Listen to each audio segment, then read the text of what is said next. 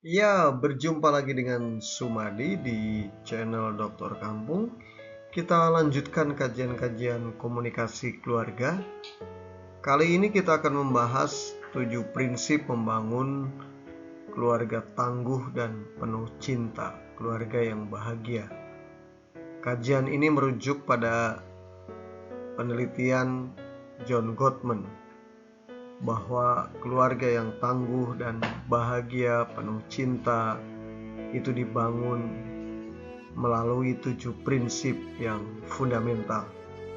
Oleh karena itulah, kajian ini akan mengupas 7 prinsip tersebut dan bagaimana penerapannya dalam kehidupan sehari-hari.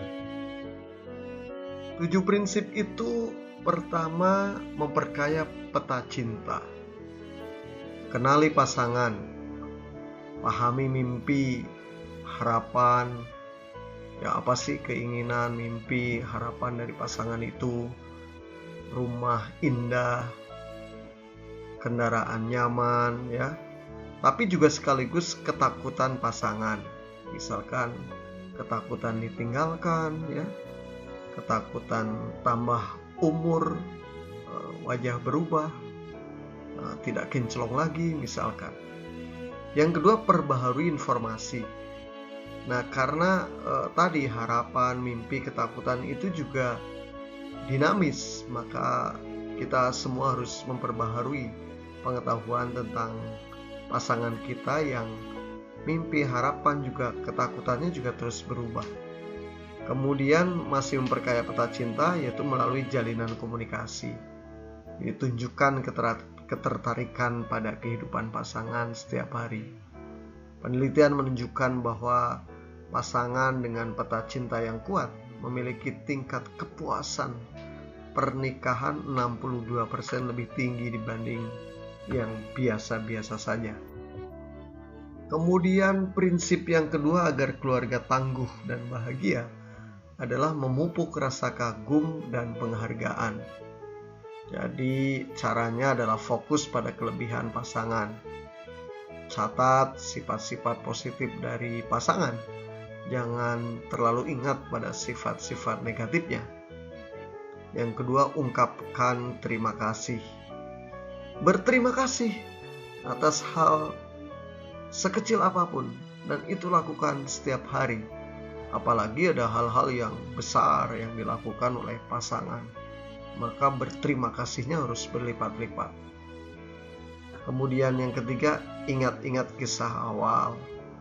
Sering juga ceritakan kembali kisah pertemuan pertama, masa-masa indah dulu, sehingga kemudian dinamika dalam kehidupan berjuang akhirnya menjadi pasangan yang menikah.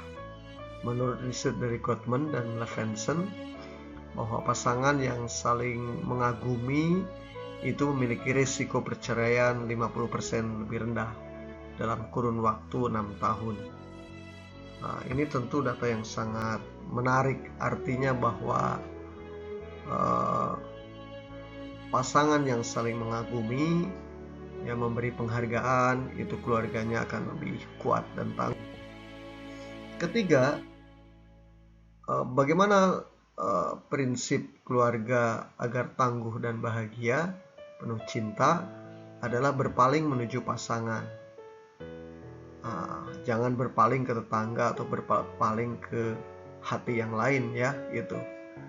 Nah, caranya gimana? Perhatikan ajakan emosional. Kenali dan tanggapi bid for connection atau ajakan-ajakan emosional pasangan. Yang itu kemudian mengikat koneksi di antara pasangan, ya, gitu. Apa sih keinginan pasangan, kesukaan pasangan, ajakan pasangan yang itu harus direspon dengan positif, sehingga terjadilah bid connection atau ikatan kekuatan koneksi di antara kedua pasangan. Yang kedua, responsif dalam keseharian. Tunjukkan kehadiran penuh saat pasangan berbicara tentang harinya. Tunjukkan perhatian penuh saat pasangan berbicara tentang keinginannya tentang hobinya, tentang aktivitasnya. Jangan tidak perhatian, tidak mendengarkan. Kemudian yang ketiga, berpaling menuju pasangan itu artinya ciptakan ritual koneksi.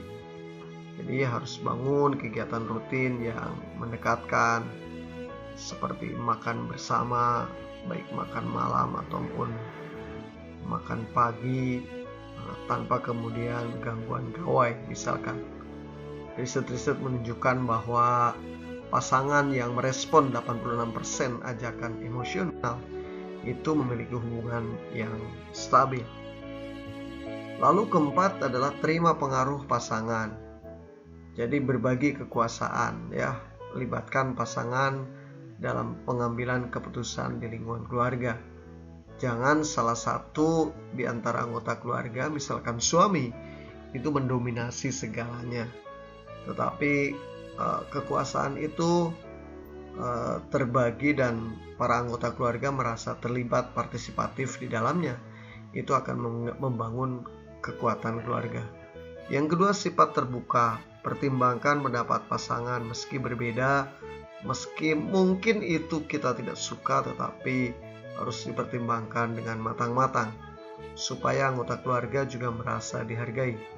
Kemudian yang ketiga, fleksibilitas. Jadi bersedia berkompromi untuk hal penting bagi pasangan, walaupun bisa jadi bagi salah satunya itu dianggap tidak selaras atau dianggap tidak pas gitu. Tetapi itulah kompromi untuk kemudian memahami apa yang diinginkan pasangan.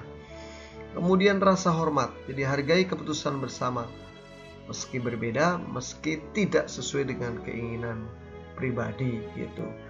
Studi longitudinal oleh Gottman dan temannya menemukan bahwa suami yang menerima pengaruh istri itu memiliki tingkat kepuasan pernikahan yang sangat tinggi, yaitu sekitar 81%. Nah, kemudian strategi yang kelima untuk membangun keluarga yang tangguh, ya, dan bahagia penuh cinta itu adalah mengatasi konflik dengan bijak. Caranya gimana? Mulai dengan lembut. Hindari salah satu atau pasangan melakukan kritik kasar saat memulai diskusi, ya. Walaupun diskusinya sangat sulit, menyebalkan, ya, tetapi hindari kritik kasar.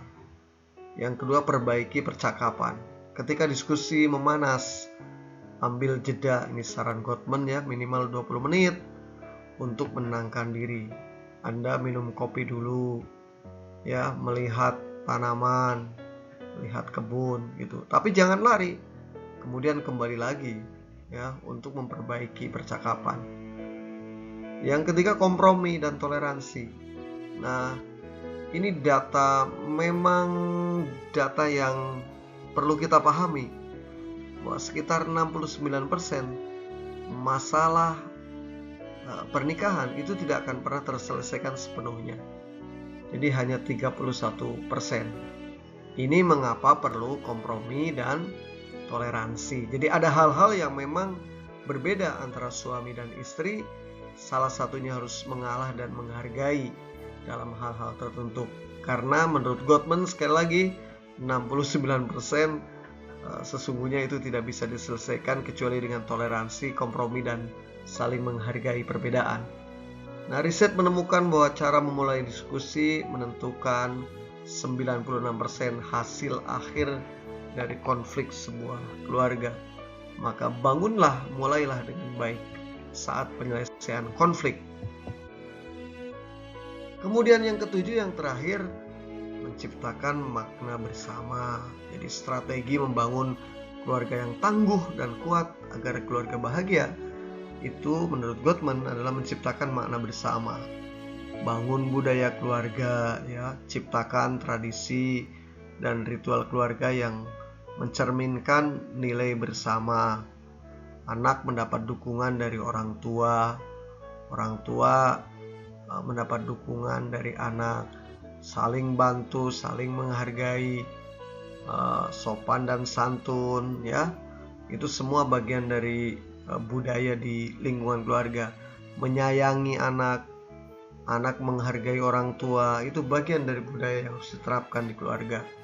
Yang keduanya, tumbuhkan spiritualitas. Jadi praktekkan kegiatan spiritual yang memperkuat ikatan keluarga.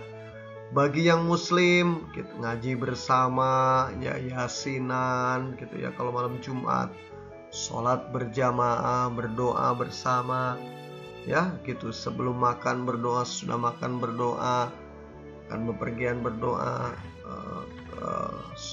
Itu sangat baik untuk menciptakan makna bersama. Terasa sekali ketika berjamaah, melibatkan seluruh anggota keluarga, spiritualitas makin dalam dan makna sebagai anggota keluarga saling melengkapi, saling mendukung. Kemudian dukung impian. Hormati aspirasi pribadi anggota keluarga dan berikan dukungan. Misalkan keluarga kita, ini ada satu kasus ya, keluarga artis, anaknya ingin kuliah di UGM tapi kedua orang tuanya takut anaknya kos sendirian. Nah, ini terlalu berlebihan ya. Artinya tidak dukung impian sang anak. Ini berbahaya di masa yang akan datang. Harusnya tidak terjadi seperti itu. Jadi apa yang menjadi impian anggota keluarga itu harus didukung. Ingin kuliah, ingin menyantap makanan yang enak, gitu ya. Ingin mencicipi makanan-makanan yang tidak pernah dia nikmati, seperti gulai kambing, makanan khas Arab, makanan khas India dan seterusnya. Yaitu dukung. Dan hal-hal lain itu harus didukung impian anggota keluarga. Yang selanjutnya adalah bangun warisan. Jadi ciptakan cerita keluarga yang akan diwariskan dari generasi berikutnya. Keluarga yang penuh integritas, kejujuran, kerja keras sebagai bagian membangun keluarga yang tangguh. Itu penting diperkenalkan kepada anggota keluarga, khususnya kepada anak-anak.